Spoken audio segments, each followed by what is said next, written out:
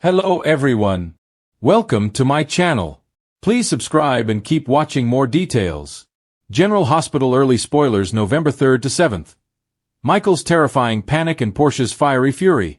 As we always do on early edition day, we start with what's coming the rest of this week and then we dive into what's ahead for next week.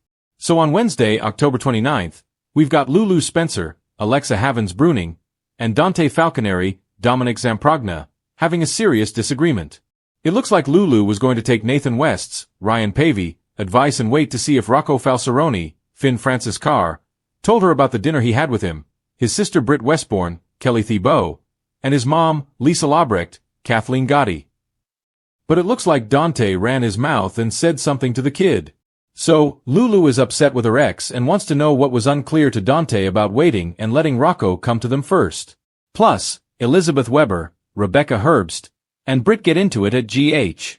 She has missed some work because she got dragged into the PCPD by Anna Devane, Finola Hughes. But let's be real, she also has an attitude. Meanwhile, Nathan warns Britt on Monday that they have a problem. It is about Rocco. So, I wonder if Nathan is going to tell Britt that Rocco didn't check with his parents before he had dinner with them and they just need to be careful so that Lulu and Dante don't ban them out of the kid's life. GH spoilers. Curtis hunts down Portia. Dr. Isaiah Gannon, Sarandi Wilson, has an unpleasant run-in with Curtis Ashford, Donnell Turner. And this is hot on the heels of Jordan Ashford, Tanisha Harper, telling Curtis that Portia is pregnant. Jordan's whole thing was because she wasn't boozing in the middle of the day and didn't like a mushroom cap. I mean, why is Jordan like this? Anyway, Curtis runs into him and as far as Isaiah is concerned, well, he's Portia's boyfriend and Curtis is just the ex. So, this is going to be fun to watch. General Hospital spoilers. Ronnie rattles the Quartermaines. The Quartermaines are absolutely gobsmacked from Ronnie Bard's, Erica Slezak, announcement that she is going to sell the house. Now, Martin Gray, Michael E. Knight, threatened Ronnie over the will forgery and all that. Apparently, he laid a paper trail to her, so it's trouble. Martin told her she has to sell it to Drew Kane Quartermaine, Cameron Matheson. And he's doing this just to make Tracy Quartermaine, Jane Elliott, miserable, of course. But he does tell her why. She had him arrested and tossed in jail and all that.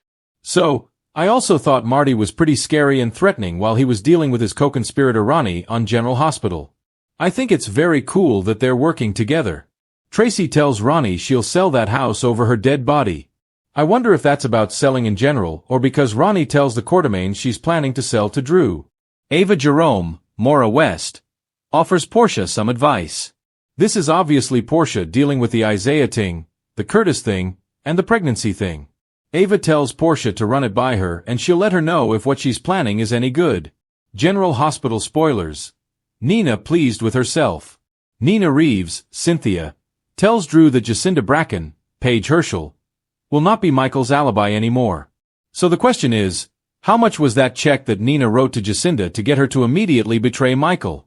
Also, is Jacinda going to get threatened by Michael and have to give the check back to Nina and renege on that deal, or is she going to stay around? We'll see. I mean, Michael was talking about faking a relationship and everything, but she can't really take that money from Nina and trash his alibi and also think that they're still going to hang out together, right? On Thursday, October 30th, November Sweeps officially kicks off. We've got Cody Bell, Josh Kelly, looking for legal advice and he may turn to Molly Lansing Davis, Kristen Vaganos, with some questions. Tracy tries to drink away her problem.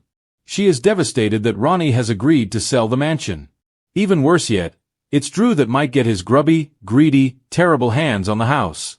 D.A. Justine Turner, Nazneen Contractor, is grilling Jordan. I wonder if that's about Sidwell, Carlo Rota, and Sonny Corinthos, Maurice Bernard, admits to some regrets.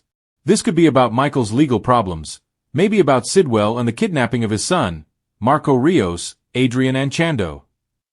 Britt is surprised by Jason Morgan, Steve Burton. I wonder if he's asking her out, spending time with her, or maybe he got her a nice safe Volvo or something. General Hospital spoilers. Laura's distress and Britt's new orders. Friday, October 31st, we have Laura Spencer, Jeannie Francis, distressed. This could be about Rocco spending time with Britt and Liesel, or it could be about the Quartermaine house. Or Maybe she finds out that Martin is plotting and doing bad things.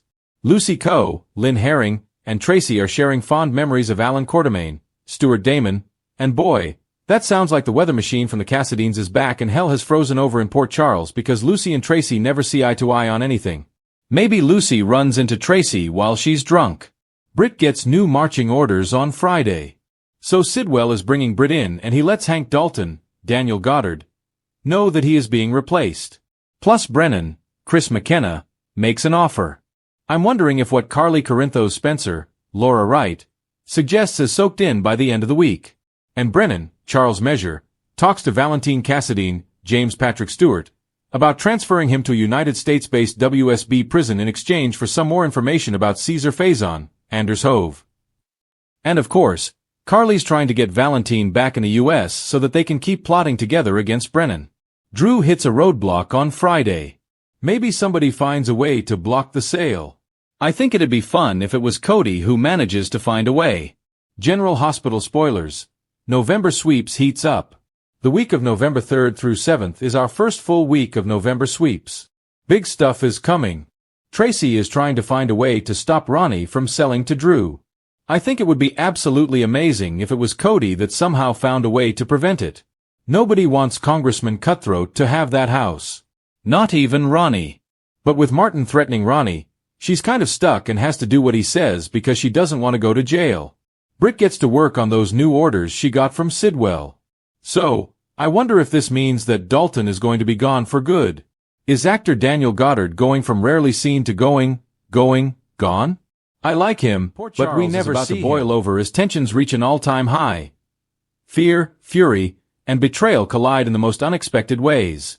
This week on General Hospital, Michael Corinthos finds himself unraveling under pressure, and Portia Robinson's patience finally snaps, igniting a firestorm that threatens to scorch everything in its path. Secrets can't stay buried forever, and both Michael and Portia are about to face the devastating consequences of choices made in the shadows. Michael's terrifying panic. The walls close in. Michael Corinthos has always been the man who tries to stay one step ahead. Cool, calculated, and fiercely protective of his family. But this week, something's different. The control that once defined him begins to crumble, replaced by sheer, paralyzing panic.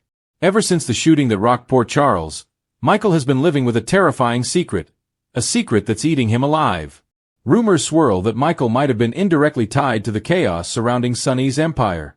He wanted to protect Willow and their family by keeping his distance, but now the ripple effects of his decisions are catching up to him. The Corinthos name is once again under a dark cloud, and Michael's fingerprints may be closer to the mess than he dares admit. When Jason, Steve Burton, confronts Michael about missing security footage and encrypted files that trace back to ELQ's servers, Michael's mask of calm completely shatters.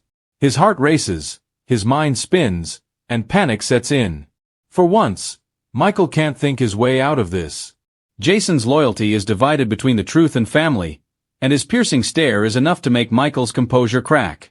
In a gut-wrenching scene, Michael's fear spills out in front of Willow, Caitlin McMullen. He's pale, sweating, and trembling, admitting that he might have made a deal with the devil, and now the devil's come to collect. Willow, torn between love and disbelief, demands to know the truth. What did you do, Michael? The walls are closing in fast. And when Sonny, Maurice Bernard, learns that Michael might have meddled in business that endangered his life, all hell could break loose. Portia's fiery fury. The gloves come off. Meanwhile, across town, Portia Robinson, Brooke Kerr, is on the warpath. For months, she's tried to keep calm, to play the role of rational doctor and mother, but enough is enough. Between Curtis's secrecy, Trina's independence, and the endless chaos creeping into her home, Portia has reached her breaking point. Things hit a boiling point when she learns that Curtis, Donnell Turner, has been meeting privately with Jordan, Tanisha Harper, again, ostensibly to discuss police cooperation on a new case. But to Portia, it looks and feels like emotional betrayal all over again. When she walks in on Curtis and Jordan deep in conversation at the Metro Court, the air goes electric. Portia's voice cuts like glass as she confronts them. This looks awfully familiar. What are we discussing this time? Police work or unfinished business? Curtis tries to defuse the situation, but Portia isn't having it. The fury she's been holding back for months finally erupts.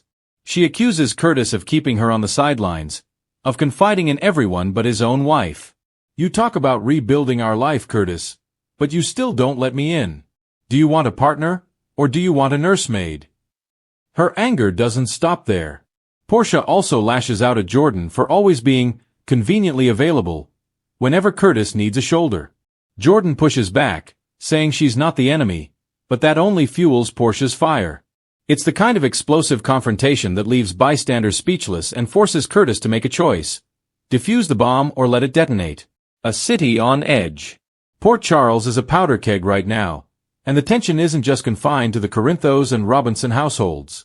The fallout from recent events has the entire city on edge.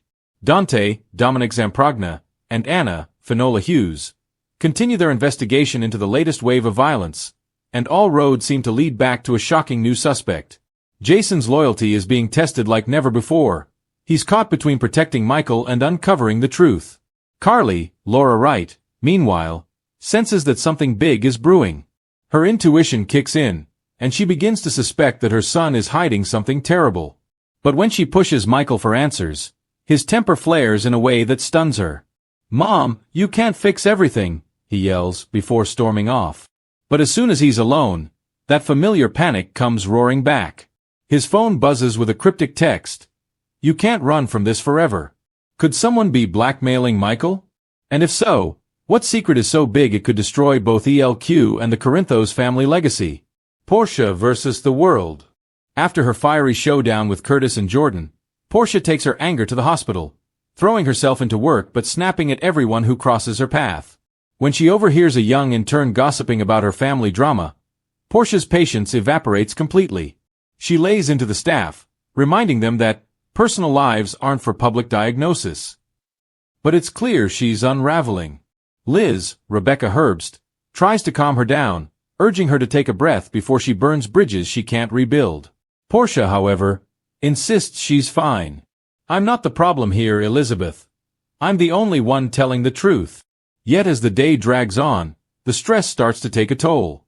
When Trina, Tabiana Ali, stops by the hospital, hoping to reconnect after weeks of tension, she's met with sharp words.